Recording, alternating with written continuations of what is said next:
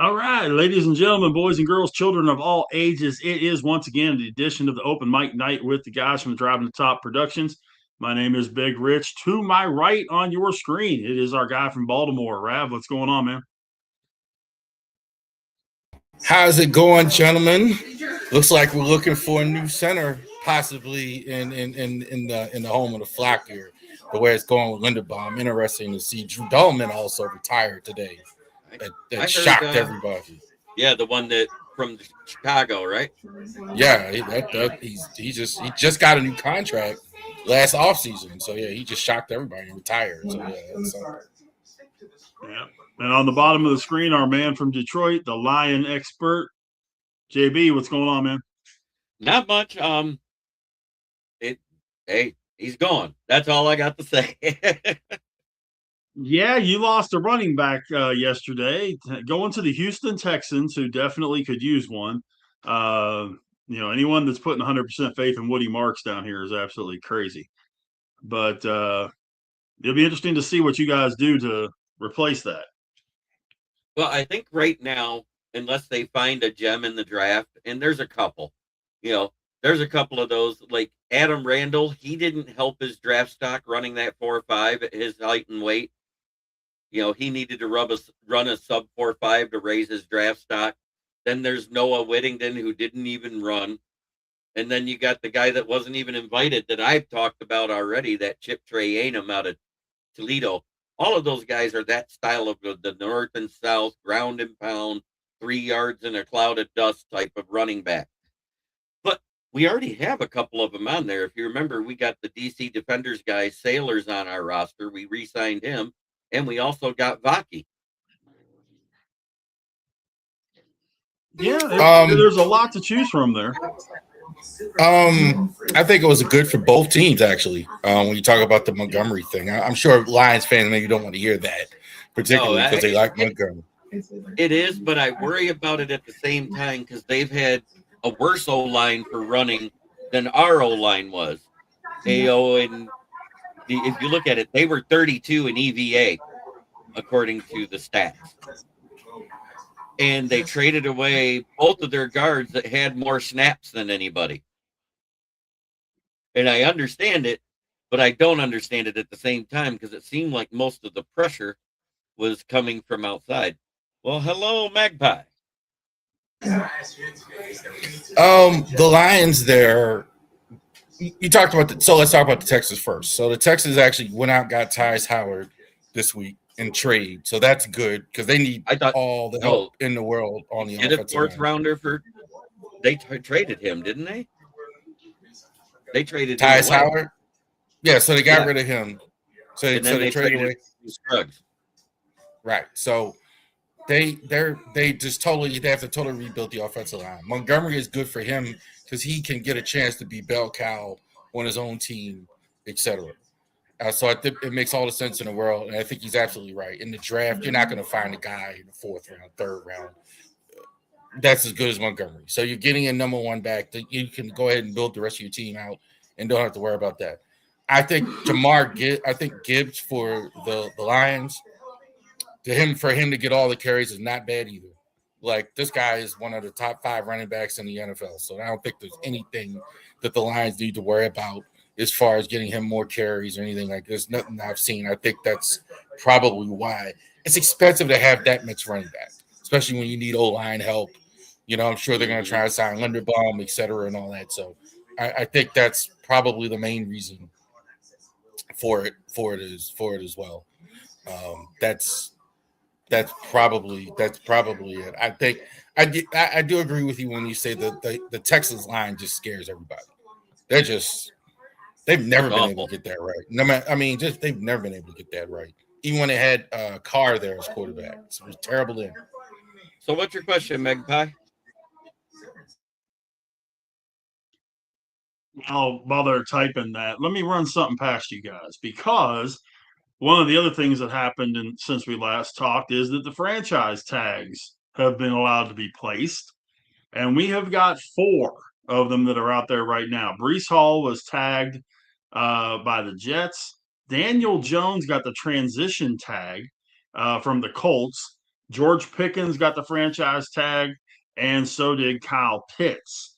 So Hall, Pickens, and Pitts get franchised. What was the worst of the three franchise tags? Uh, if you look at it by money, it'd have to be the Daniel Jones, right? Well, he's a transition.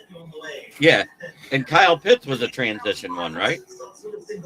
No, No, he was franchise tag. Oh, he was just Kyle Pitts, Pickens, and Hall all got non-exclusive franchise tags. I So if think another team Pickens. wants to offer them that kind of money, then they can. I think Pickens was the worst. As good as he was last year, you already have CeeDee Lamb. That's a lot of money you're paying him. That's a lot of money you're paying him for a guy that really gives you a lot of problems. That's a lot. Don't get me wrong, he was fantastic last year, but I don't know about that one. That's risky. Pitts, it's a tight end, so it's not as much. They're gonna go with him anywhere. They're gonna give him a deal like that. That's not as big of a deal. Breece Hall, whoever's gonna look, somebody's got to run the ball with whoever's playing quarterback in the Jets. So that's not crazy. I think the Breece Hall one is the worst because he hasn't lived up to the hype that he had coming out since his rookie year, and he's been injured off and on. And to give him that much money for 1 year is a little ridiculous. For context, George Pickens would make 27.3 on the tag. Kyle Pitts would make 15 mil on the tag, and Breece Hall would make 14.3 on the tag. Mm-hmm. So yeah, I think Breece Hall was the worst one, but Pickens is a close second. And yeah, I'm gonna hammer the Cowboys every chance I get. All you guys know this, but now the Cowboys, if Pickens plays under the tag, they will have 7 players over 20 million, and their kicker wants 15. Now, Right. granted, their kickers are best offensive players, so you might have something to go with there. But Brandon Aubrey wants 15 a year. I mean, do we have to say the Cowboys don't know what they're doing? I mean, do the people watching know that the Cowboys don't know what to do? I mean, come on, man. This is kind of what we're saying. Like, first of all, you already have a number one receiver with CeeDee Lamb. You could argue if he had a better season last year. So why are you spending $20 million on a wide receiver? Now, if you're going to franchise him and trade him, okay, you're getting something. I can kind of get with that. But I don't understand why you're spending. Aubrey's a fantastic kicker. But $15 million, I agree. That's a lot of kicker. I mean, consider here would be my question. Here would be my question, Rav. If you are going to trade Pickens, who in the world is going to trade you to get a receiver like him for $27 million? Well, you negotiate the deal. You negotiate the deal. You put the tag. You can negotiate the deal, but you retain the rights. So if you just let him go with no compensation, you can say, okay, let's take a third round. Let's get a long-term deal, etc. That's the Cowboy. If they were smart enough to do that, which I'm not sure they are, that's how you do it, right? You just hold on to the rights, so whoever it is interested in Pickens has to deal with it. But I think they're just going to pay him and play him, and they're just. And again, I don't believe for a second he'll be as good next year as he was last year. I don't. Maybe you all guys feel differently, but I don't see it. When you look at the guys on this roster, okay, Dak, and this is their cap. This is their cap. What they're showing on the cap this year. Okay, Dak is 74 on a 40 million base. CeeDee Lamb is 38 on a 25 base. Tyler Smith is 27.5 on a 23 base. Pickens is 27. We talked about that. Quinnen Williams is 21.6 with a 20.7 base. Kenny Clark is at 21.5 with an 8.8 base. And Osa Odighizuwa is 20.75 at 16.25 base. And yes, I will take a round of applause for pronouncing the man's last name correctly. So By the way, Yinzer is a fellow Steelers and Pirates fan. Yes, I think we've had a chance to talk a couple of times. Yeah, so he's got good taste. What can I tell you? How are we supposed to know? So we've got something coming up though this week that I don't think we have ever really talked about. World Baseball Classic starts this week, and a lot of the guys from the major league teams are participating for their country. Of course, the United States is loaded with MLB guys. So is the Dominican and Venezuela and places like that. A, do you think it's a good thing to have this in the middle of spring training? And B, who do you like in the World Baseball Classic? For me, I'm going to say I like it to come down to the Dominican Republic versus USA. I just think that pro roster has way too much on it. Shohei is not playing for Japan this year. So I don't like it taking up spring training, but I like it better than taking up the regular season. Yeah, and there's a lot of guys that aren't playing because of insurance issues. That they weren't able to get their insurance to push through, so they're not playing. Rav, what do you think? Let me answer that question first. I'm fine with doing this during spring training, better than the regular season. So that I wouldn't be so big on. I don't think it hurts hitters at all, really.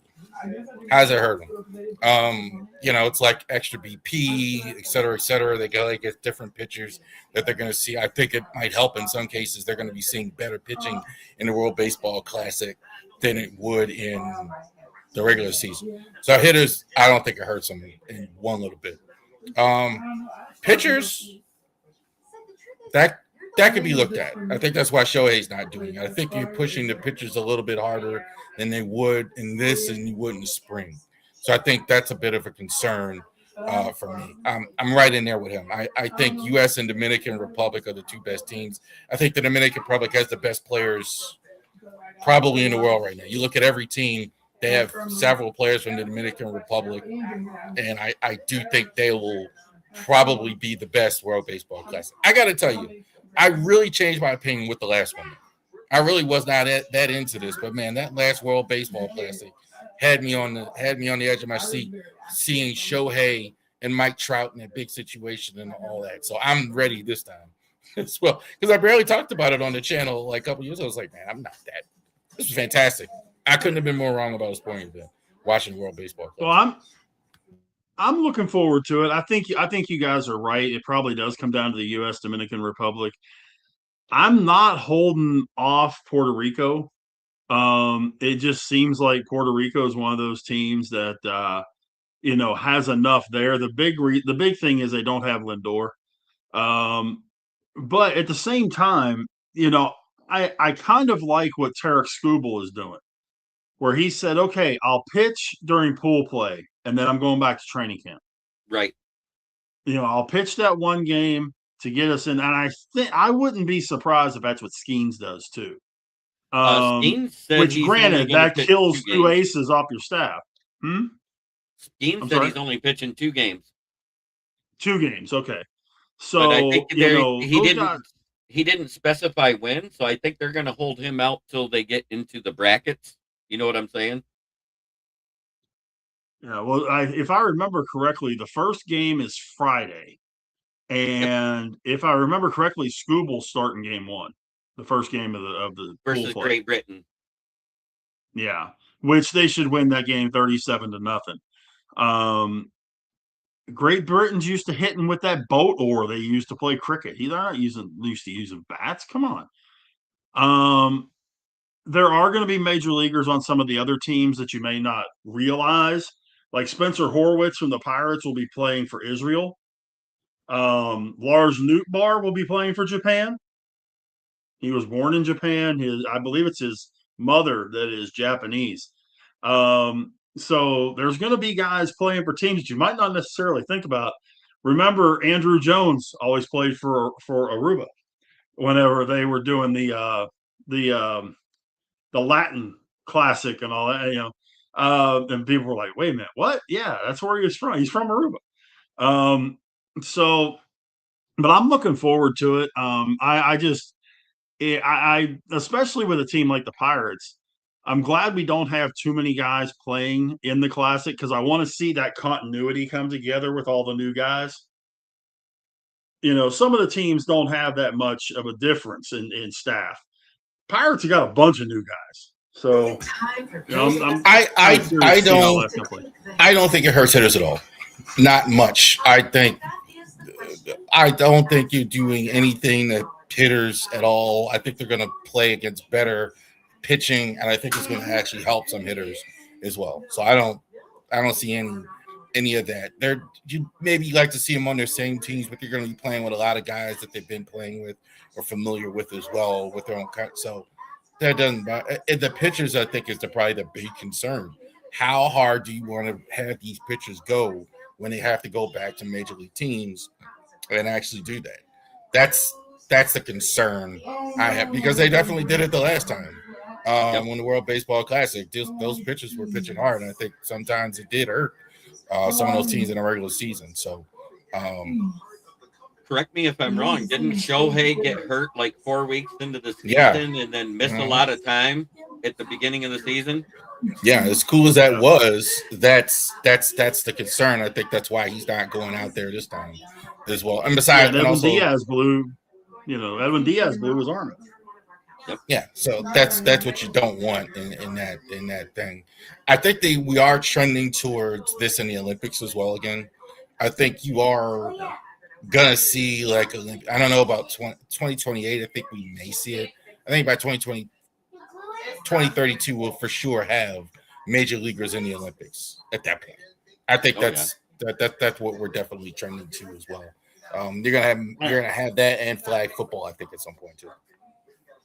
If they're going to do that, though, they're going to have to do the extended break, kind of like what the NHL does with the Winter Olympics, where they have, the extended period where it's like, 10 days or something like that with no NHL games because of the guys that are going to be missing. Right. But can we get into a very stupid baseball player? Javi Baez? How dumb does someone have to be to get caught not once, but twice? No, wait a minute. 3 times with PEDs in 2026. Who's that? Jurickson Profar got suspended today for the entire 162 game season. That was incredible. I saw that. Positive for PEDs. How dumb can one man be? You just answered it. I've never seen that. Somebody in the chat tell me, or somebody else tell me, like, if they've ever seen a guy suspended for all 162. Never seen that. There's been guys suspended for 162. But not recently, not in the last, I'd say 5 or 6 years since they really cracked down on this stuff. But I mean, it's ridiculous. I don't understand what possibly could make a player do that. I just especially if you've been caught twice already. Yeah, because the first time they give you a warning, then the second time you get the 80 games, and then the third time, it's a year. Fourth time, you're done. Yeah, it's finished. Fourth time, it's a lifetime ban. Well, and at that time, I think Profar's probably done right now. Who's going to touch him now? So they know, because they know it's going to happen possibly. If, like, let's say you even think he can still play, and I think it's a real tragedy in his place. Baez isn't that good of a player anyway. But I think, like, you talk about Profar, I mean, this is his whole career. Who's going to want to pay him any money, any significant dollars, knowing that his next time he gets caught with PDE, he's done forever? So, I mean, that's a real thing. And he forfeits his $15 million salary. Oh, pay him for what? You're missing a whole season. What are you paying him for? What are you paying him for? He's suspended All 162. Yeah, they take an all 162 of the game check. Yep. As well. Whatever stands, whatever signing bonus or whatever he has, that's not as big in baseball. They might get something like that or workout bonus or maybe something like that. But other than that, you get nothing. MLB increased the penalty for two-time excuse me. MLB increased the penalty for two-time PED offenders for a full season in 2014.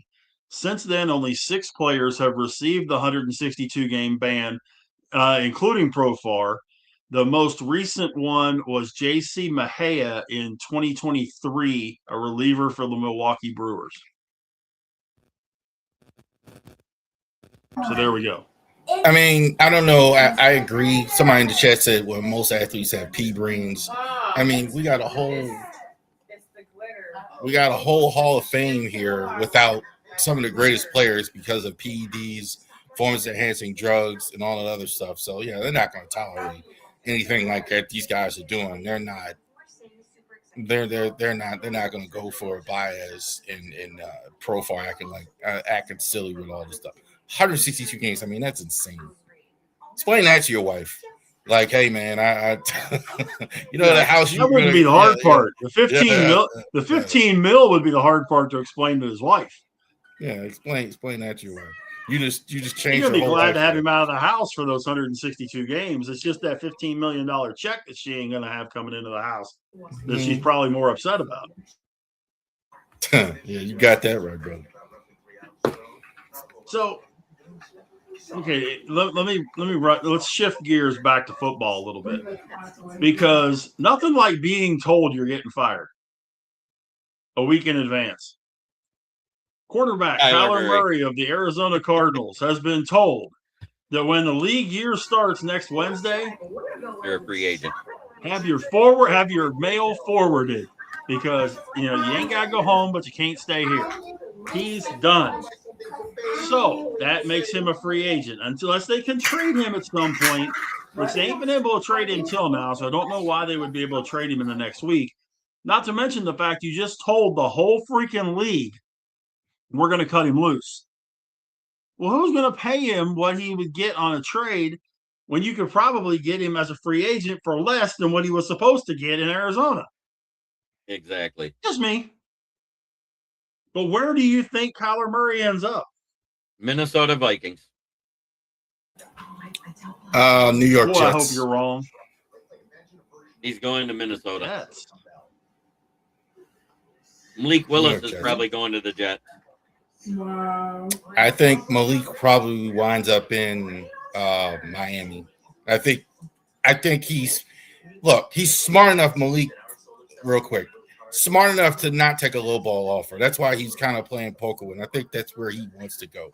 I think it makes the most sense for both.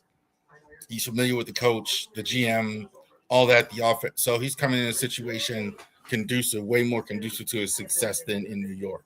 Unless it's way more money, I think it's Miami. Kyler Murray, maybe you guys could tell me what exactly is the problem with Kyler Murray and his behavior in Arizona. Everybody kind of talks around it. I don't know what he's doing. Like, I haven't heard anybody say anything. He's a major gamer. He'll stay up all night playing video games, even on game night. Yep. He'll stay up before a game till 2 or 3 in the morning playing video games.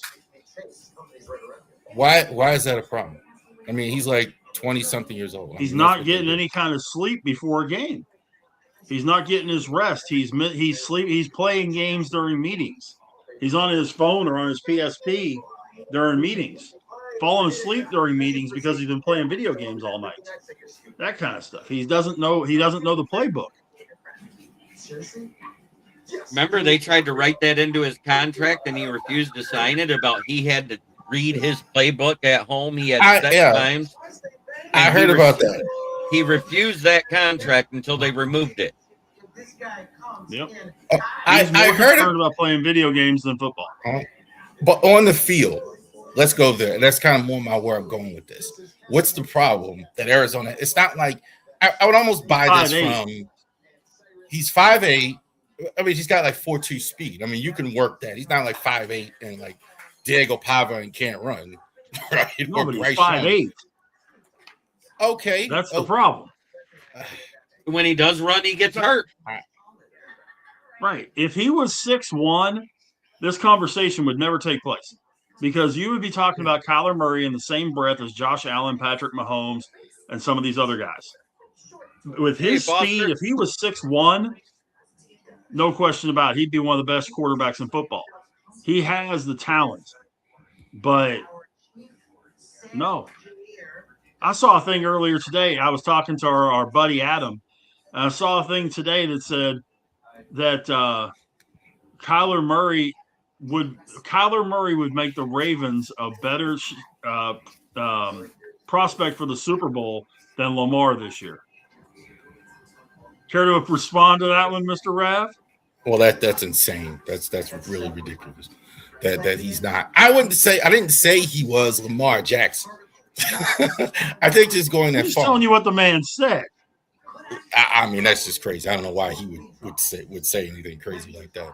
I thought it was nuts too, but quarterback rating for Kyler 94 point outside after his rookie year 94.3, 100.6, 87.2, 89.4, 93.5. Last year he was benched. It was like 88.6. That's better than a lot of quarterbacks out there. It's not great, but I'm just not as convinced of everybody that this guy's a complete just Josh Rosen situation, complete train wreck. Oh, he's not. Or Anthony Richardson or anything like that. I think I'm hearing a lot of that, and I don't understand that. I think if he was in San Francisco, we're not having this conversation. Yeah. If he was in Minnesota, like you're saying, I don't think we're having. They will use him, and we'll be in a situation where it will work. Go ahead. Yinzer, if he's 5'10", I'm 6'5". Yeah, I've covered the kid. I say kid. I've covered the guy when he was in high school. I covered the guy when he was in college. There ain't no way, maybe with his cleats on, he's 5'10". Maybe. He's 5'8" at best. So let's talk about this for a second. So short quarterbacks don't work. Are you guys saying that forever? I mean, or ever, never. So Bryce Young, obviously the jury's still out on him, and you've had Russell. So it's just you wouldn't do it. Well, I'm not as convinced of that either. It's not that short quarterbacks don't work, because that's been made a myth because of Drew Brees, Doug Flutie, and other guys that have done it. Bryce Young even looks better. No. Yeah. Than Kyler Murray? No. I don't know about that. No, yeah. Yes. If you gave me the option today of Bryce Young or Kyler Murray, I'm taking Bryce Young all day long. Yep. All day long. Bryce Young, all they did in Carolina to make his stats decent is take the ball out of his hands. He never throws to the wide receivers. Never. He just, hand the ball off as much as possible, throw to your running backs and tight ends, period. Because the only thing what he is good at is making he's good at improv in the pocket. That's what he is good at. He can hit a guy, he doesn't need to be stationary in the pocket. He's good at improv in the pocket. He is the epitome of he has to be with the right coach, which is why, if you guys remember a while back when we were first talking about Kyler and being dumped by the Cardinals, that I said if the Steelers hired Cliff Kingsbury, that Kyler would be perfect in Pittsburgh. Because when he played for Kingsbury, he was tremendous. He was third team All-Pro 1 year. Yeah, he was tremendous. When he lost Kingsbury, there it went. Because it's a completely different offense and all that. Would I like for him to go to Pittsburgh? If it means Aaron Rodgers goes away, yeah. I would much rather see Aaron Rodgers go to Minnesota, Kyler come to Pittsburgh, and be the backup to Will Howard. But that's just me. And you mentioned also Doug Flutie being on the good list. Doug Flutie had to become the greatest player in the history of the CFL to even be in the NFL. Like, let's just get that out there. Like, nobody wanted Flutie to play. I think he was on the Bears backup for a while, or I'm not saying that he wasn't any good when he got to Buffalo. Of course he was. I'm just saying the thought of the Quinn being too small was there. That's why he played in Canada for 10 years. Or that's not what I'm saying. 10 years. Yeah. The greatest player in Canadian football history? I think getting about Warren Moon. Better. Well, Warren Moon. You could say Warren Moon. I mean, that's about the list, though.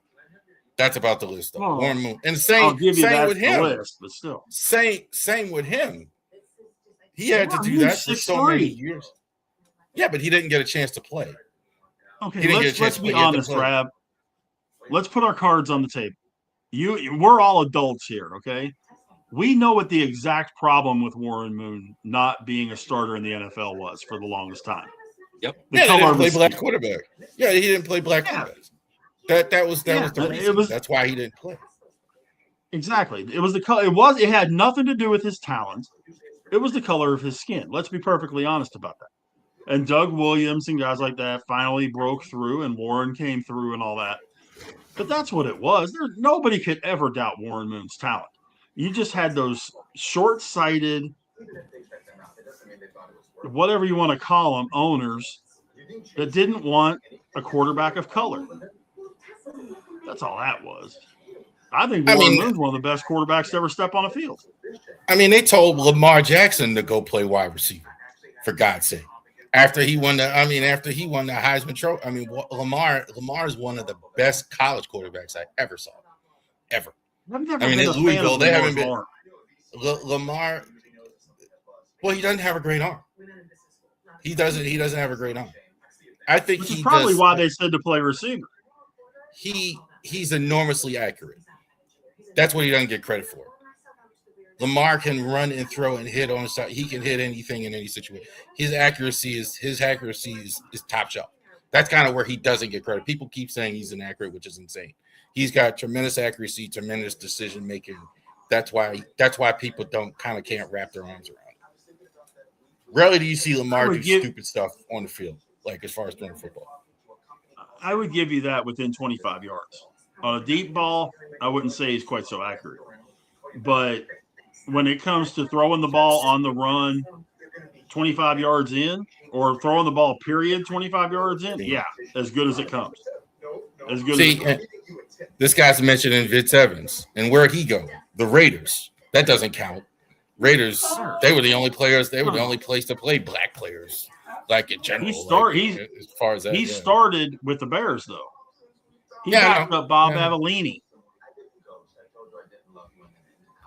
But see, that was also in that time frame where the absolute dumbest question in sports was asked. Super Bowl 17. 17, I think. 17, 18. Redskins going to the Super Bowl. Doug Williams at quarterback. And press day. Some schmuck, and I'll think of his name in a minute. I will find it. Ask Doug Williams how long he's been a black quarterback. The dumbest question in the history of sports. Amen. And he just looked at him like, really? Didn't even answer him. To be fair, there are a lot of dumb questions at that Super Bowl thing. That wasn't the dumbest ever. That was especially at the Super Bowl. You get a lot of people there that aren't real sports reporters asking dumb questions. That's the dumbest question in sports history. I'm sorry. How long have you been a black quarterback? I mean, the reporter's name, I'm going to throw it out there. Butch John is the reporter that did it. And it was Super Bowl 22. Let me make that accurate, too. Super Bowl 22. Yep. But it was because he was the first black quarterback to start a Super Bowl. If I remember correctly. Well, and even he, in my opinion, really didn't even get a fair shot in the league. You look at that. I mean, that's pretty much, we're never talking about Doug Williams. He doesn't win the Super Bowl in terms of his career. That's Well, you figure about 1988. He was 10 years in because he was a starting quarterback for Tampa in the 70s. When he was that's in true, Washington going to the Super Bowl, he was 10 years in already. He was just getting a chance to start. Yeah, he never really did. But he never really, even for Washington, I don't think he had a full season as a starter. I don't think he did. I think he started the next season and didn't fit. Yeah, I don't think he did. I don't think. But I mean, the Tampa teams he was on were horrid. That was those first few years when Tampa had nothing. Well, 0-26 to start out and all that kind of thing. Steve Young was even terrible in Tampa. That place, everybody was terrible. I mean, Testaverde gets to Baltimore, and he was really good the whole time he was there until he got older. And he was just a total train wreck in Tampa for years. I mean, they couldn't get it right forever. Not until Sapp and Brooks and those guys, and then that probably changed the math forever. But they were just awful, period. I mean, Dungy and Gruden as their coaches. Yeah, exactly. So Tony Dungy got there and all that, and then that finally got some wins, but they were just awful forever. Yeah. Yeah. Yeah, they started out garbage. Yeah. What do you say out in here? Okay. I'm trying to remember the year they went 9-7 and won the North, which is still, that's back in the day when Tampa Bay was in the NFC North at one point. Yeah, they were. It was the Central then. The Central, I'm sorry. Central Division, yeah. But I'm trying to remember because it was the year they got to the NFC Championship game because it was 1979. Because it was the year the Rams went to the Super Bowl. The Rams beat them 9-0 in the NFC Championship, and then the Rams went on to get their butts kicked. Bye! That's right. You're a Pittsburgh Steelers. But that team was actually pretty good. They had some good players on that 79 Tampa team that it was like they put it all together one year, and then in 1980 they were crap again. In 81 they were garbage again. In 82 they were garbage again. But they had that one year that they were pretty good and almost made it to the Super Bowl. Mm-hmm. 79, yeah, he's saying. Yeah, it was 9-0 Rams. There was no touchdown scored. I think up to that point, and I think it still stands as the only NFC Championship game to not have a touchdown score. This is kind of like what I was talking about this week on the channel, like as far as NBA. Everybody's talking about the tanking and all that other stuff, and they're mad about that and blah, blah, blah. Tanking doesn't work. I'm going to say it one more time. Tanking does not work. Some teams, you look at the NFL draft, you got some of these same teams at the top. Same ones. Did the mock draft. Jets are there. Titans are there. Cardinals are there. You got some of the same ones at the bottom. The Eagles, Steelers, they're always above 20. I mean, that's just how it is. So I don't think tanking is a thing where it works. I think just managing your franchise and things like that. Now, some teams do have better luck than others. I think that's true in football and in basketball. But I mean, baseball's going to went to a draft ladder. Why? For what? I mean, what? Stupid. Every once in a while, you get a Paul Skeens that it's going to change the whole thing around. Right. And it's even Jory's still out on that in Pittsburgh, as good as they've been, as good as he's been. But I just don't think tanking is a thing where it's over talked about. I think managing teams and management and good finding good players and all that is the thing. Wizards have been terrible here forever. They've been terrible for I don't know how long. They've had good players go there and suck. Yeah. I mean, they couldn't even win with Michael Jordan. For God's sake. I know. That's what I mean. When John Wall was good. They've been 2 years of his career, John Wall was really good, and they couldn't do squat with him. Right. I've been watching basketball where I can remember since like 85, 84-ish to Magic Bird era, etc. And I never remember the Wizards ever being any good. I don't think they've ever been past the second round of the playoffs. The last time they were in the conference finals was 77 or 78. Yeah. Wes Unseld was their center. At the Bullets, right? Yeah, they were the Washington Bullets. Wes Unseld was there. That was it. That's why Wes Unseld was so revered and for so long, because that was probably the land like this. And they thought they could make a difference by bringing him in as their coach, and that didn't make a difference either.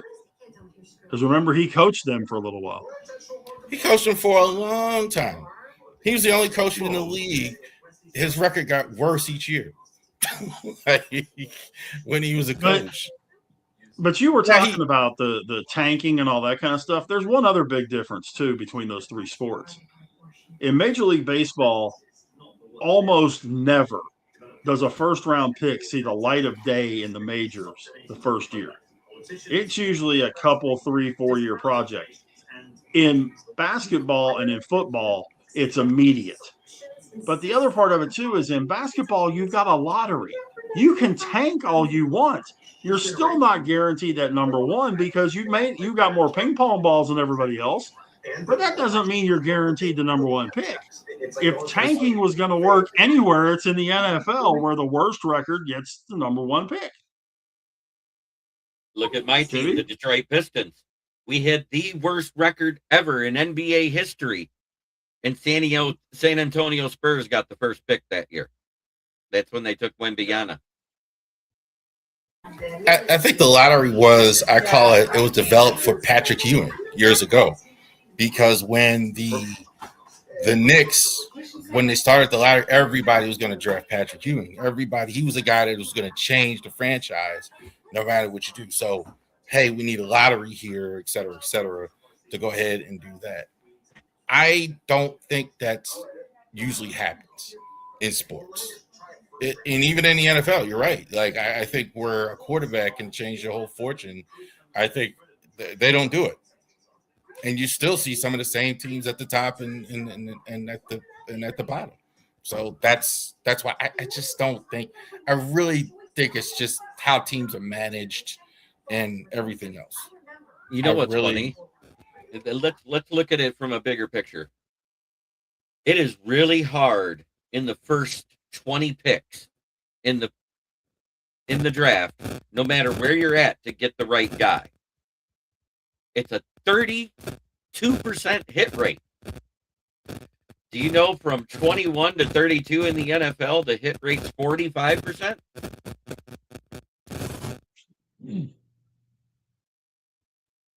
Yeah. In the NFL, you can kind of find a guy where it's more likely to work. In some cases, where it wouldn't work on your team, or it wouldn't work on your team, or it wouldn't work on your team. In basketball, it's not true. It's like you're going to find the right guy, you're going to find a good player, or that's it. It's not going to work. Maybe you get to like 20, 30, and you're a good team, and you can find a guy. I remember like Phoenix Suns. I remember used to be good at that, finding like a Wesley Person or Soccer League or somebody who could kind of fit this system and help them out a little bit because they didn't need step player. But in general, you can't do that. In football, you can get the quarterback that can change the whole fortune. I mean, I think the Raiders will not look like the Raiders as bad with Mendoza next year. They just won't. No. I just don't. And the Jets will still be the Jets without a quarterback. Well, but I think also when it comes to basketball compared to football or even baseball, the number of guys on the field at a time makes a difference too, because in the NBA, in basketball, you got 5. In the NFL, you have 11. Baseball, you got 9. And there's a lot of a difference that if you've got one guy, even the roster size, in NBA, you got 13. In baseball, you got 26. In football, you got 53. one guy can make a big difference. If you've got 4 or 5 guys on a basketball team that are, let's and okay, I'll throw it out there. You got 4 or 5 Bronny James on a roster. You're in trouble. If you got 4 or 5 of those type of guys on a major league roster, it's not as bad because you can bury them a little bit. If you got 4 or 5 guys of that level on an NFL roster, it doesn't make a drop of difference because they're never going to see the field in the first place, except maybe on the kickoff team. So I think that's part of the thing too with the NBA is that every guy has to perform because you only have so many guys. You got a really small roster to work off of, and every guy has to perform, which is why you have these teams, like you said, that are doing, and they're doing it with young guys now.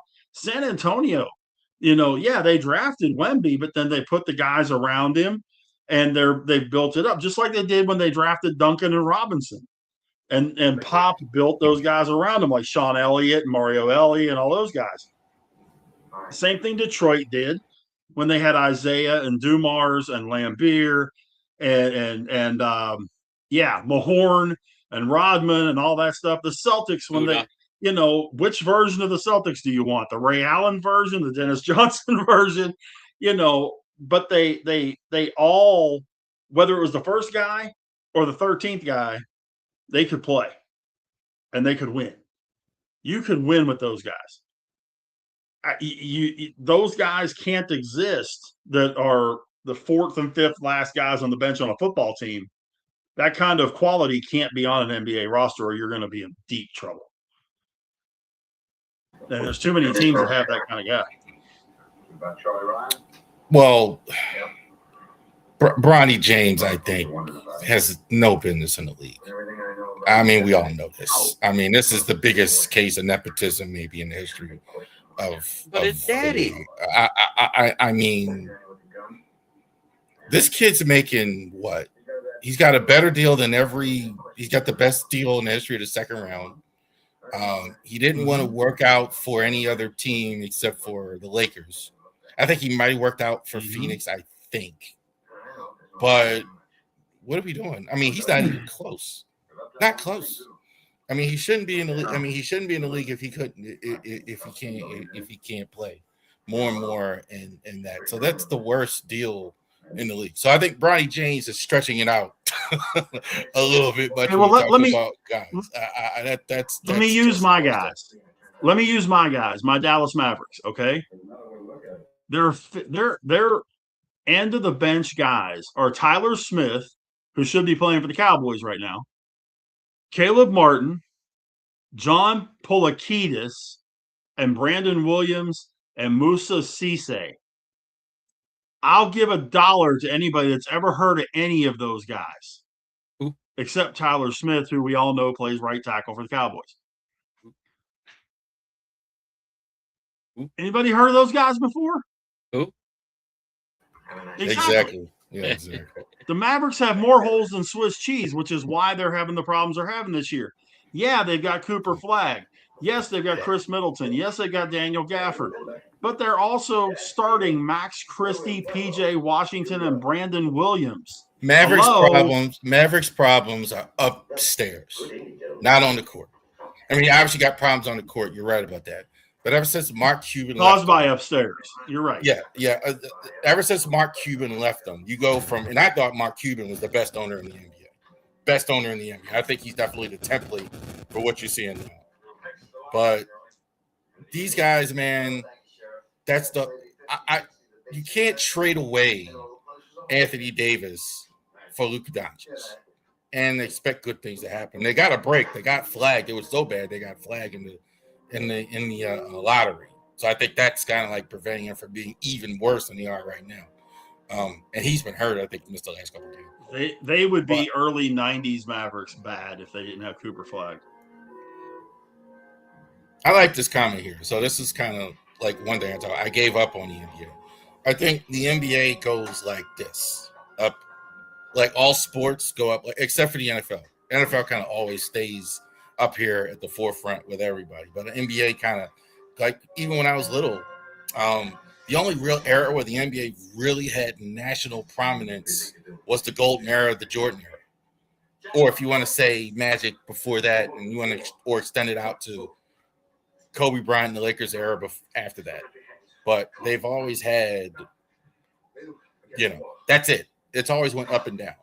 I know Rich is going to talk about how the NBA when it was on tape delay and stuff like that in the 70s, how nobody Am I that much older than you? You're about, how old are you? I'm 54. Huh? 54. 54? Yeah. No, you're not that much older than me. You got about 5 years on me. Okay. I was going to say there can't be that much of a difference between us. You're about 54. But I could tell you, but when I was little, like they didn't even have games at prime time all the time, like they do now. Like they used to have conference finals, like the West Coast, and I'm just saying, it sports go up and like UFC right now is kind of in the value, despite how much money they got, etc. So I just think that's the only era of basketball really was that era where people always were locked into the NBA and people with that. Otherwise, the NBA is kind of always went like this. Baseball goes like this. College football dips even more. I think. Yeah. In football, I think college football is going to be doing a little bit more of this the next few years because of all the NIL crap. But yeah, I mean, I do remember. Yes, there was that. There was also the thing where, and when I was in Pittsburgh, this was before the Mavericks. The Mavericks came into the league in 1980. So first 9 years of my life, when I was in Pittsburgh, or the night when I was 9 in Texas, didn't have an NBA team. The closest team to Pittsburgh was Cleveland, and we used to catch WUAB. And they would have like a game every couple of weeks on the station. When the Mavericks first came into play, you would have a game maybe once a week on Friday or Saturday. They would run the game on TV, and that was it. It's not like it is today, where every game is on. Right. If you want to watch every NBA game for whatever random team, you can do it, or every MLB game or whatever. You can do it. We didn't have that luxury 40 years ago. Let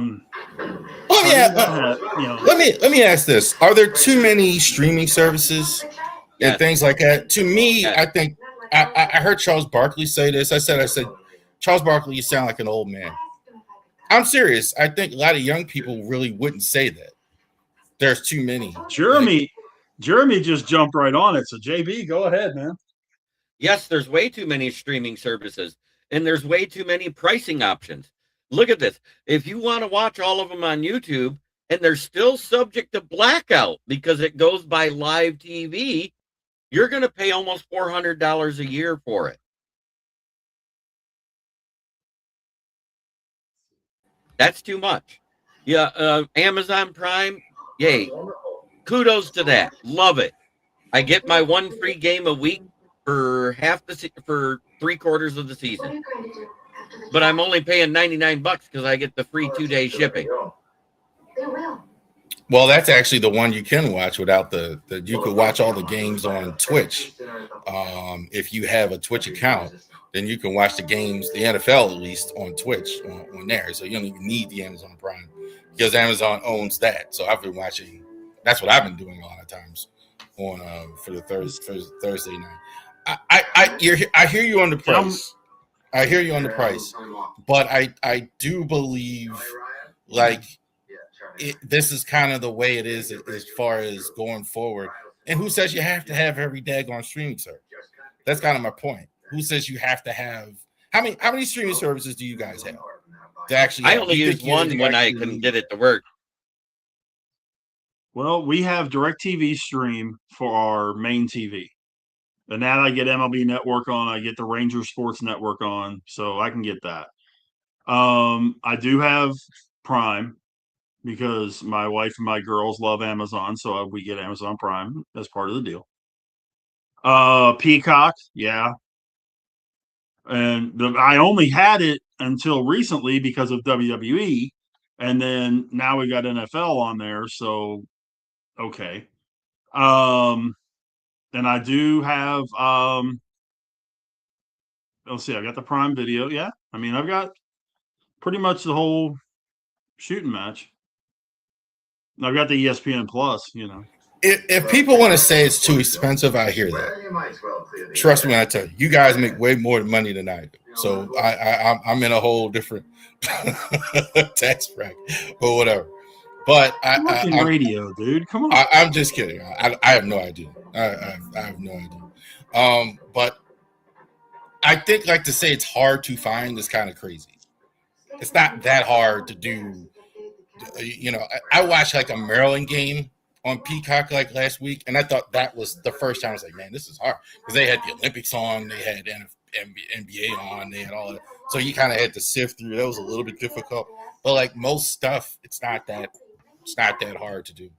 And the streaming prices are going up. I will say that. Like Netflix now, even my wife looked at it last week. She's like, "What Netflix is? What $18?"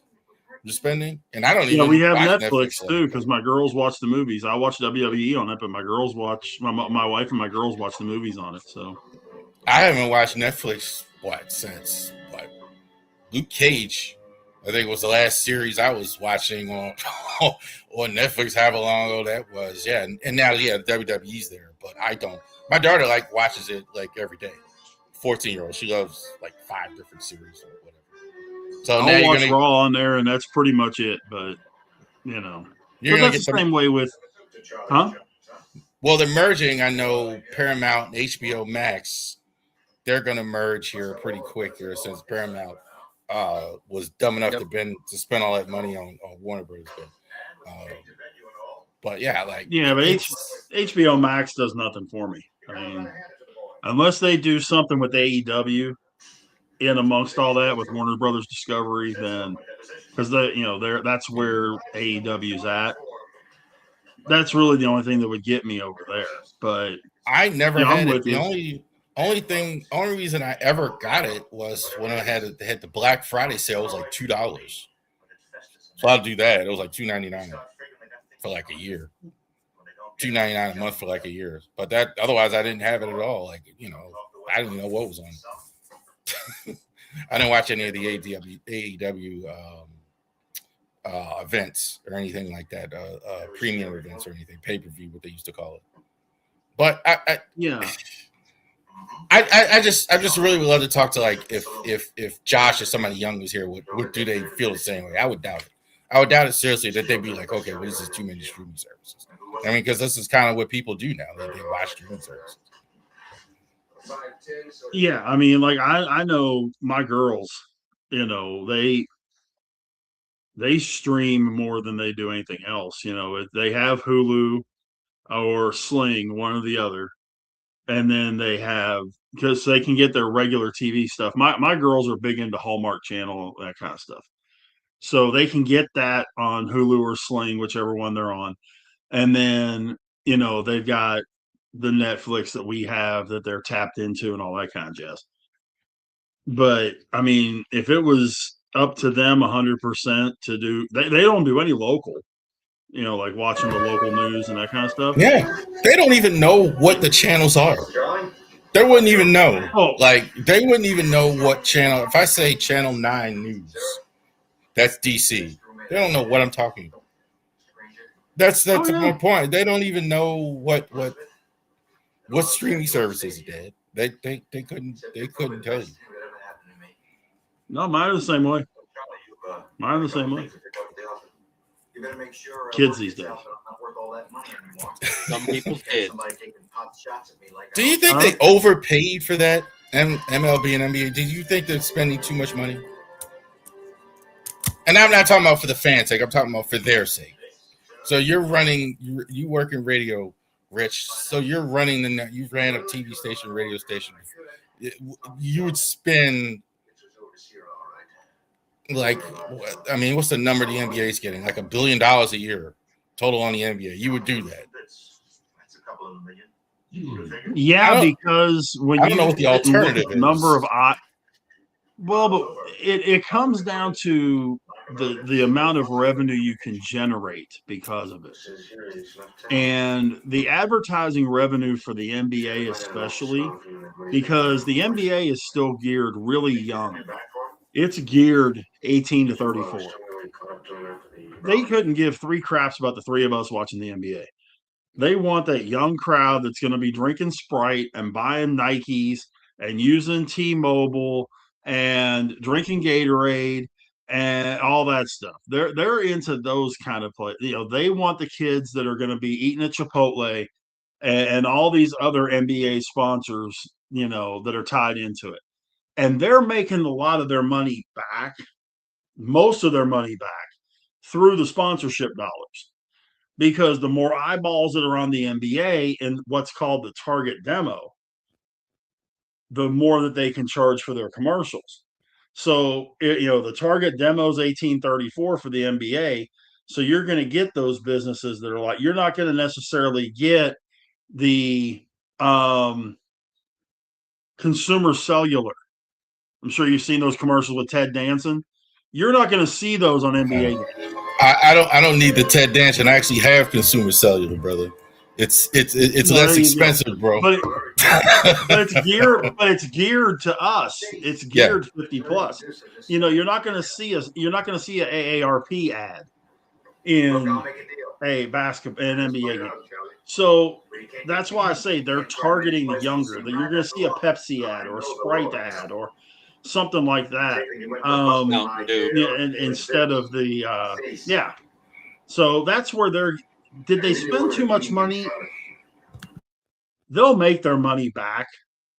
I don't think with any major issue. The one that ESPN is losing their shirt on is WWE. They're losing their eyeballs on WWE because they put all that money out there, and WWE, they're already right now trending 8,000 less for WrestleMania than they had last year. And they're 5 weeks out. There's several reasons for that. I didn't think the card sucks, first off. And it kind of goes through. I mean, I'm trying not to answer it like a wrestling fan, which I've been like all my life, but I think the ESPN side of it, that's the wrong place for them to go. Right. Because you're just it's kind of like what I just talked about with the watching the Maryland game. They're just part of the ship at ESPN. They're not, and they need more than that. When they were on Peacock, NBC, Universal, they have a long-standing relationship. Is more important, instead of like that. Like, you barely know these live events are on. Like, people like maybe me and you who watch all the time, but like in general, like a lot of people, they're not. It's harder to find, and like some of these live events weren't even on the main channel, like they said. They kind of said that. Things you got to look at. A lot of things you got to look at too with it is when you're looking at the mass appeal, okay? Everybody at this point understands that it's not legit. Okay. And you're putting it on a channel that is built around legit sports. And you also have to look at ESPN lost their deal with UFC. UFC owns WWE. So they figured if they could go ahead and get WWE locked in, that they could arguably get UFC back at some point from Paramount. Because you were talking about UFC's gone down. I can watch this next UFC card for free on Paramount. Yes, sir. Ain't no pay-per-view. It's free on Paramount, the whole card. Because they don't need it. All the money they're getting. Because the network is paying them, and the network is losing their shirt off this thing. That's why I say ESPN is not going to lose their money on the NBA. Don't ever think that ESPN is going to lose them, and they're going to make money in relation to the MLB contract. They lost money on the MLB deal with all the stuff they were putting into those broadcasts and that on Sunday nights. they were losing money there. They're going to be ending up making money in the long run there.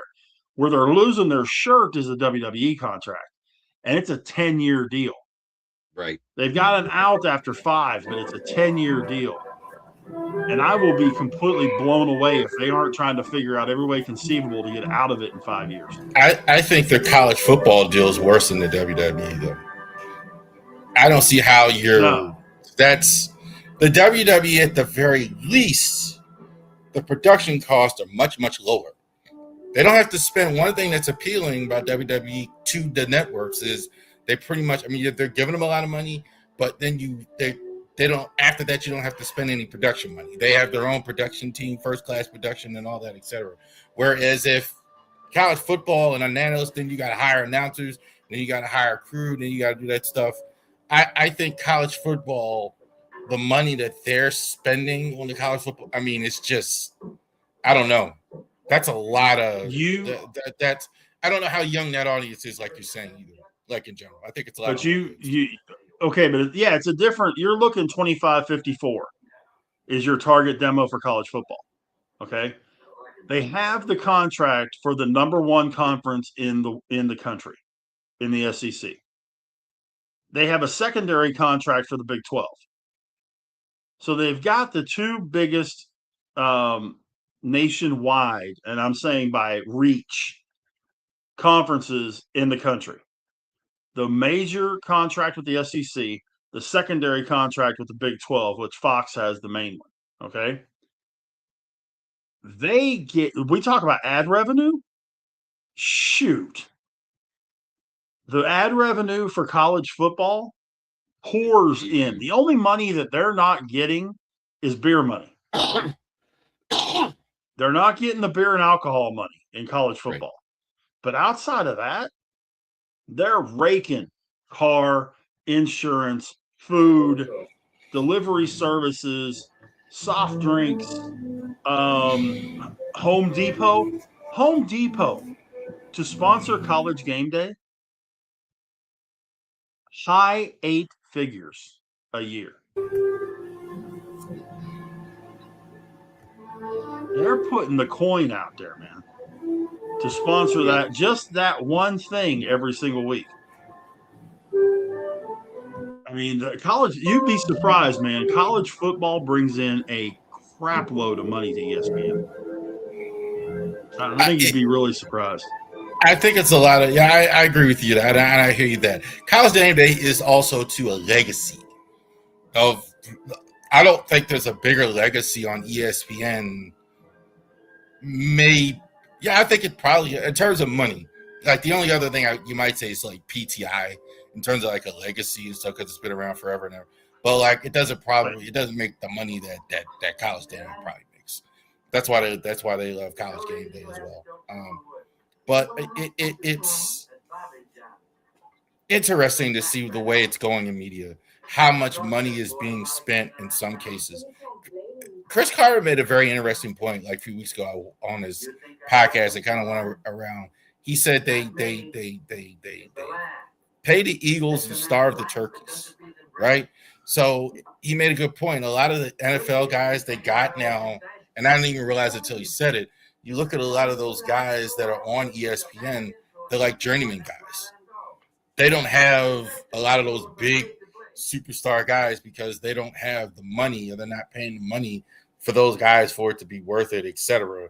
To go ahead, except for like Randy Moss, Buck and Aikman, they're getting like a lot of money, etc. But they're the money that these guys are spending. So, but you got Stephen A. making a lot of money, Buck Aikman making a lot of money, McAfee's making more money than God.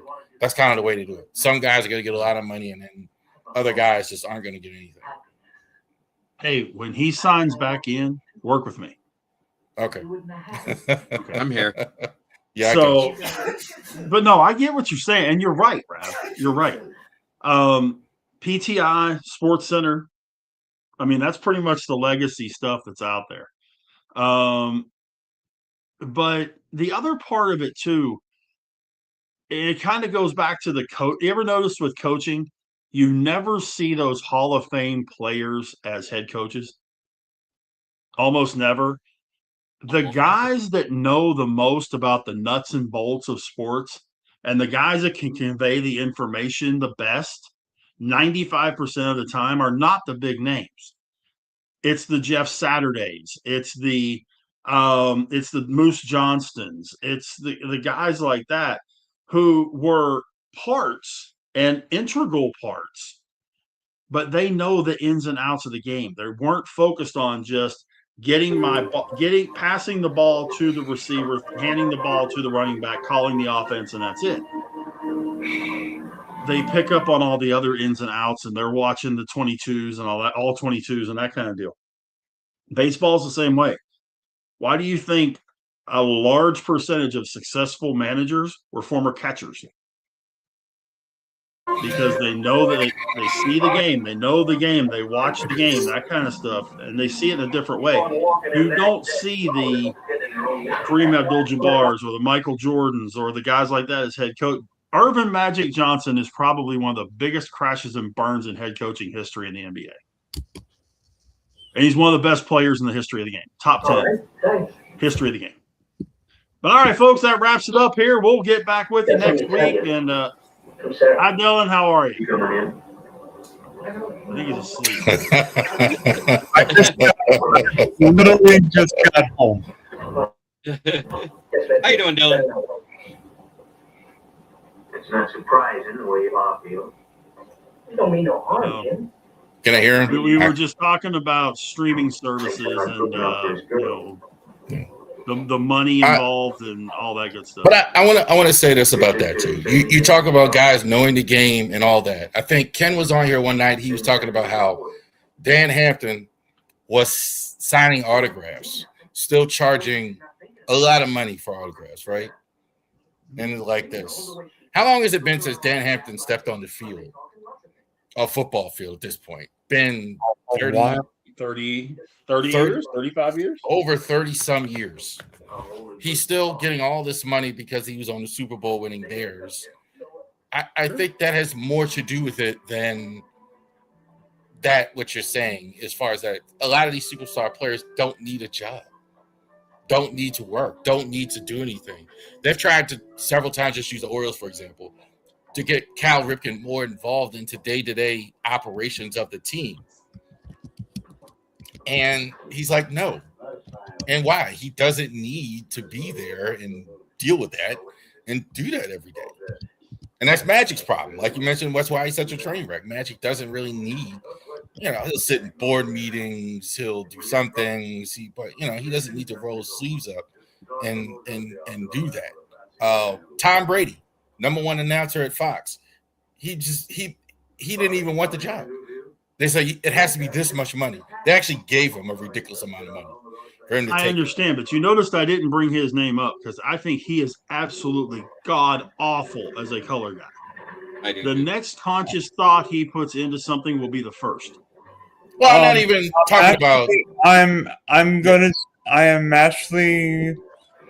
I might be crazy. I think Tom Brady is 150 times better than Tony Romo. I'm not saying Romo's that great, but all Brady does is regurgitate what was said by the play-by-play guy. Mm-hmm. That's all he does. Brady was much better in year 2 than he was in year 1. Much He didn't have any place to go but up, Rav. Okay. And this is not me. This is not me enough. as a Brady hater. This is not me as a Brady hater saying this. This is me as a guy in the business. It's one of those things that,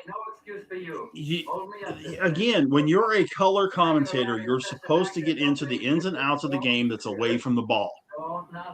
Why would you put a quarterback in that spot? Because what's the one thing the quarterback knows how to talk about? What's going on with the ball? Which is the exact thing the play-by-play guy is supposed to do. Part of his problem is Brady, if we're talking about Brady specifically, is he's got so many rules with the fact that he's working with the Raiders. He can't say this, he can't do this, he can't do that, he can't. Where I think, like, for instance, Collinsworth is way ahead of both of those guys. Collinsworth, I think, is fantastic. I think he's actually grown up a bit where he used to be way more negative. I think he's spot on a lot with a lot of the things he says. I think he's really, really good in general. But he kind of said, but Collinsworth says what he wants to say. That's what the point is. Like, where those guys are very corporate at times and kind of what they say. Romo's kind of get told, I could tell, don't do this, don't do that. He's kind of used to kind of just let it fly, and now they're kind of like trying to rein him in or whatever. What made Romo so good in the beginning was the fact that he could call the play before it happened. He could literally call what was going to happen on the play before. That's what CBS pulled the reins on, where they didn't want him, in essence, breaking kayfabe, to use a wrestling term, to tell people what was going to happen before it happened. That's what they pulled him back on, which was his real kind of forte and what drew people to listening to him. And then they told him not to do it. Yep. There was a playoff game he called, and he was over 80% right throughout the game on what the offense was doing on both sides of the ball. What have you guys talked about tonight? A lot. Everything. We really have. We've talked about World Baseball Classic. We've talked about franchise tags. We've talked about streaming services and too much money being spent. We've talked about the lottery. We've talked about the NBA and lottery and MLB lotteries. We talked about Brian Thomas trade. We talked, yeah. By the way, I don't think Brian Thomas Jr. will be trading one iota. I don't think that's happening. We made that one up. I made that one up. We didn't talk about it. There was a rumor that floated out on Facebook that he got traded to the Steelers, and I was like, that would have been funny. Dylan would have had a complete meltdown. Travis Hunter is not playing wide receiver next year, correct? Is that true? Or he's basically going to be a corner? We'll see, but I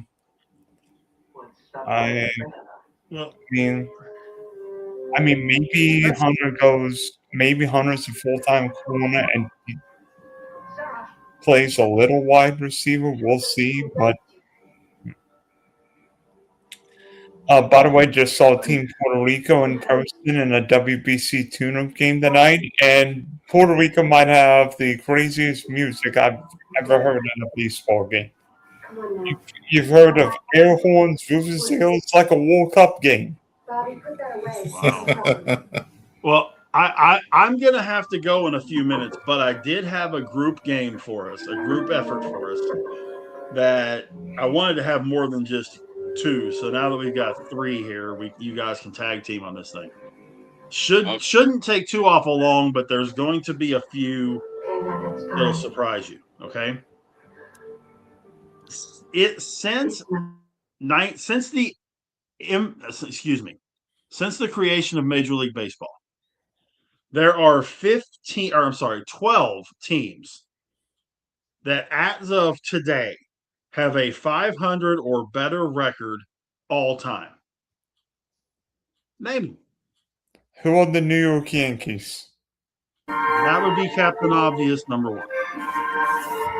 And it's far and away, too. It's a 570 winning percentage. Second place is 535. Dodgers? The Dodgers are number 3, yes. Who are the Boston Red Sox? They are number 5.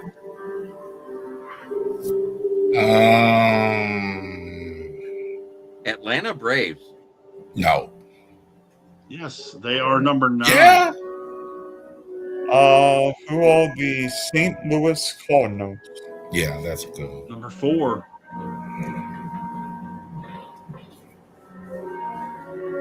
I don't know why I'm going to say this because they've been bad for a while now, but they used to be really good. The Kansas City Royals? No, sir. Okay. San Francisco Giants, I'm thinking. San Francisco is number 2. Yeah, I'm pretty confident there that one. So we have the top 5. Who are the Cleveland Guardians / Indians? No. They are number 7. Wow. Yeah. 513 winning percentage. I want to bet money. Well, I said them. there's going to be teams on here that you're going to go, what? Yeah, you're going to be surprised on a few of them. I don't think it's- Sacramento A's. No. No. What'd you say, Jim? I don't think my Tigers are on there. Actually, they are at number 10. Wow. Who are the Philadelphia Phillies? No. Baltimore Orioles. No. New York By the way, Mets. just to keep you up to date, we have 6, 8, 11, and 12 left. 6. That's pretty high. Houston Astros. I can see That would be number 11. Can't give it to him now. Why? It ain't here. Montreal 6, 8, and 12. Expos. We split up. No, sir. Oh, okay. Break, we grab it and run. Leave it Toronto Blue Jays. Just pure suspicious. No, sir. No reason at all. Who are the Chicago Cubs? That would be number 6. Till I'm ready to ride. All right. So we have number 8 and number 12. Stay as long as you can. One of them be the Los Angeles Angels of Anaheim. No, you wasn't too keen on helping. That would be no. You're my brother. I owe you something. Chicago White Is Sox. that all? No, sir. Texas Oh, Rangers. Say no to my share of the payroll. No. I figured not. Tampa Bay Rays. I can see that one. No. No. Nope. Mets. Nope. I said that already. Milwaukee Brewers. He'll heal up just fine. Nope. No. Oh, thanks, sir. Cincinnati Redlegs. Cincinnati is number 8. Now we Number just got 12, number 11. last one. Yeah, you'll be as good as new 4 or 5 days. Seattle Mariners. Seattle Mariners. Matters me, Doc. No. No. Pittsburgh Arizona- Pirates. Arizona Diamondbacks. The Pittsburgh Pirates. God, as bad as you guys complain about them, I never thought they'd be on that list. Well, The Yankees are 570, Giants 535, Dodgers 532, Cardinals 520, Red Sox 518, Cubs 513, Indians Guardians 513, Reds 504, Braves, Tigers, and Astros all 503, and the Pirates are a perfect 500. Take it easy, Milt. He's very weak. Wow. So there we go. Orioles didn't make it. There's Like where you come from. They did not. They were like 492, I think it was 492 or 494. Well, Yeah, they've been bad for the last 30 years, pretty much. Like, maybe like 10 winning seasons in the last 30. Figured you guys, might get a little interest out of that. You think maybe I was mixed up with? What was the name of the coach that won the Jets their only Super Bowl? who is Sweep Eubank? Hey, he knew it. And he was the former Baltimore Colts coach. Baltimore like Colts coach. 53 to 62. Mm-hmm. Weeb Eubank, yeah. Yep. I was talking about the Colts this week on Channel First Time. Baltimore Colts. Bubba Smith Ooh. and Johnny U and those guys. By the way, speaking of Marchetti. Colts, speaking of the Colts, didn't the Colts transition tag Danny Dimes, which means Alec Pierce is going to be a free agent? Yeah, we talked about that earlier. Yeah, they transition tagged him. First time a transition tag's been used in years. I have a feeling of where Alec Pierce is going to go, and it's not New England. I think he's going to the Los Angeles Rams. You could still use the franchise tag. No, they can't. No, Yeah, they you can use can't. both. I No, think they you can't. You can use two. Yeah. Yeah, No, only one. No, Only one. that's why they have two different tags. You can use one of each. right. Well, today was the franchise deadline. Well, yeah, that's true. So if they didn't do it today, then they're not going to do it. Yeah, that's true. I think today was the last day. I enjoy Linderbaum there. Jeremy, I'm sure he'll look good in the line. He ain't coming here. I guarantee it. Who's that? Linda. Oh, Linderbaum. I heard that you guys just made him a franchise, a market-setting deal, and he has yet to make a decision. I don't think there's much of a decision. The franchise him is $27 million. The highest paid guy is at No. You So guys what are we doing? have offered him a contract, a market-setting contract, and he just has to sign it. That's what I heard. Why hasn't he signed it? He probably He's wants- making you sweat because you guys waited. I'm not as convinced at this point that he's going to sign it. Not that I'm right about these things all the time, but I'm not as convinced of it. He's playing hardball. He's going to have a lot of offers. I think Tyler Lindenbaum's going to a Hall ball. The question is, which one? I think. From what they're Go ahead. From what they're showing here, they're saying that they don't have a definite number. The source that has this, he doesn't have a definite number, but they say it's almost 1.5 times what Creed Humphreys signed, which was a 4-year, $72 million at $18 million a year. 1.5 times. So that we're talking 27, 28 million a year for a center. I don't believe that because On a the 4-year tag. deal. Here's why I don't believe that. The tag is 27. So if it's 27, but the tag is for offensive linemen. Yeah, Offensive linemen are all one group when it comes to franchise tag. exactly, which is why they haven't done it. But if that's my point. Yeah. So if you're offering 27, why don't you just tag them for sure? Yeah. If they were doing that, it's not that. So Because they wanted it for long term. They didn't want to do it as a 1-year deal. I don't think it's that. Yeah, I mean, I would definitely want to make sure and lock him up. Because if he has another year like he's been having, then he's wanting to talk 30. If it's 20, my guess is 22 or 23. They're not going higher than that. They're kind of holding firm on that because if it's 27, then just go ahead and tag him. If it's a per year average or whatever, and just work it out past that. So they're not willing to do that, then it's not that. And he's going to get 27, I think, if he gets the open market. Offensive like lineman, the non-exclusive rights franchise tag, in other words, the one that holds them to the team is 25.7. The transitional tag was 23.3. This is according to Adam Schefter and what he sent out on February 27th. What I've been able to see out this window here. Nice kids too. I was wrong about Ronnie Stanley last year. I thought for sure he was gone. They got something done at the last minute. I can't imagine Stanley had the same interest Lindenbaum's going to get. He must have at least 10 teams wanting to pay that $20 million. I think Lindenbaum is going to go to one of two teams. I think he's going to go to the Giants or the Chargers. Red horses for a living? I mean, you look at Justin Herbert last year, he got the you-know-what beat out of him. Because both of his tackles were hurt. Well, and Yeah, but you know who very possibly could be in that mix now? John Chicago. Harbaugh, Chicago. Chicago, yeah. Drew Dalman retired. Yeah. So now they need a That's what I'm center. saying. They could be in that mix to get Louderbaum. Linderbaum. Sorry. I know Him what too. Chicago, I know who the Bears would want. Maybe a center. Doing something to myself. Been that way That's what I'm saying. I think they may I be know going who after they don't Linderbaum. want. I mean, But they might end up having to get him because they don't have a lot of money. Sarah carried on. Graham Glasgow. Well, isn't he retiring too? No, he got cut. Well, I think Glasgow might be retiring.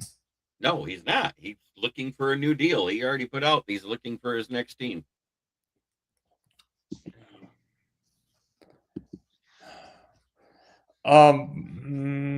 boys, I do have to call it a night. It's Yep. 9:30. I do gotta call it a night. I gotta. All right, thank You guys can keep going, man. If you want. Oh to. no. I'm good. Thanks for having me. I had a blast. Been an hour and a half. JB, I'm lead done. us off, man. Lead us off. How do people get hold of you? You can find my writing at the South Florida Tribune and also at Roundtable.io, where I write about the Jags and the Bucks. You can also find me right here on Driving to the Top Productions on Tuesday nights. And you can find me on my channel, which is Kneecap Biting with the Motor City Lions on YouTube, where you can find it on Twitter, Facebook, YouTube, and occasionally on Rumble. Dylan, where do folks get you, thanks man? Hit me at Dylan at Sports One, Big D Podcast, Bunky Spectrum Sports, and at least for the next couple of weeks, see me around JetBlue Park with the Red Sox, and do baseball games at night with vuvuzelas, air horns, and whatever else. Come back and talk more baseball. What else are we going to do? There you go. Rav, how do folks get you, man? All right, this week on the Ravery Sports Podcast, we're going to be doing our NFL Big Board as well. We're going to go over who are the 10 best players in the NBA, and also, too, we're going to do top 10 right fielders in MLB this week. Also, to our spring training report as well. Also, to check out raverysports.blogspot.com. So definitely, too, our blogs are there every morning, Monday through Friday, ready at 6 a.m. on our website, and always check us out on raverysports.company.site, our flagship as well. So definitely check out lastly most recent interview with my brother, my brother, Greg McBride, talking about his business and everything like that. And we talked a little Colts football and of Squealers football as well, Steelers. All right, So- we'll have about enough of that.